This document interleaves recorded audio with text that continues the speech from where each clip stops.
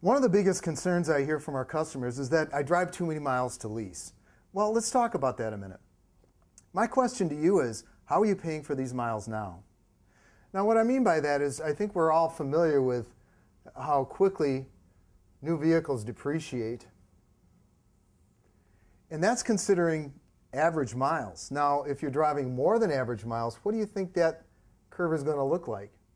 Certainly, it's going to have a big impact on the value of your vehicle. Two-year-old vehicle, one's got 30,000 miles on it, the other has 60,000. Which is worth more? So you really do pay for those miles.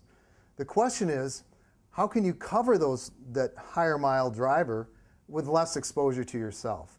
Now, that's one of the benefits that the lease would offer you. Consider a higher mile driver at trade-in time. On the lease, the way it's structured, you set up on a monthly payment plan on a short term, 24 to 39 months. You have a purchase option price at the end, and you have 3 great options you can take advantage of. And again, one of the options, if the vehicle's worth more than the purchase option price, you can trade the vehicle or keep the difference.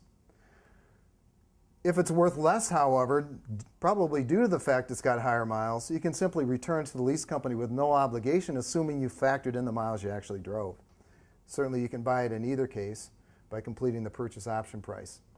Now, if you consider a similar trade cycle over a similar time period, and you have a higher than average mile vehicle, how's that going to impact the value?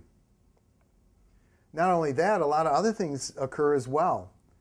Normally in the first 2 to 3 years, your maintenance is light on the vehicle. Well, if you're driving double the miles, that light maintenance period is going to go away very quickly, and you're going to be into the heavy maintenance period sooner, where you're out of factory warranty, and any repairs that occur, probably due to the higher miles that you're driving, is going to be a direct expense to you.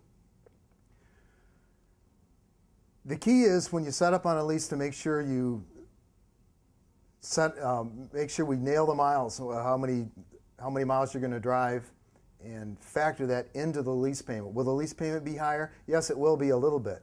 But when you consider the fact you're not paying for the true amount of that depreciation, your lease partner is picking up some of that for you, that's where you experience the benefits of saving on depreciation.